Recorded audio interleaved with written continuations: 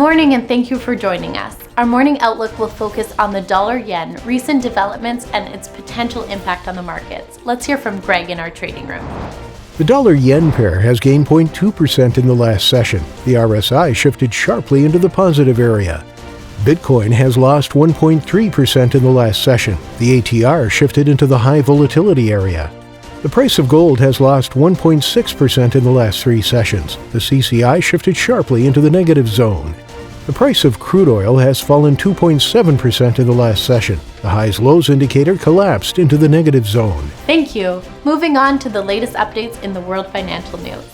Crude oil prices upside was capped as a surge in virus cases across the world and lockdown measures in China raised concerns over fuel demand recovery.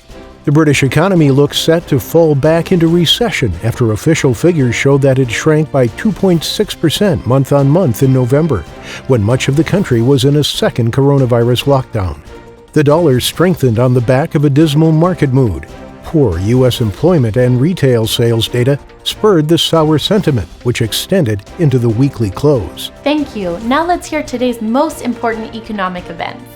Italy's consumer price index will be released at 900 GMT, the Eurozone's Eurogroup meeting at 1000 GMT, the UK's Rightmove house price index at 001 GMT.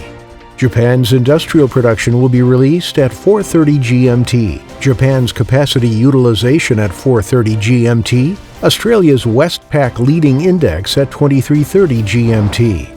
We hope that you've enjoyed today's market outlook. On behalf of all of us here, we wish you a productive trading day. Be sure to join our next review for the latest news and events from the financial markets.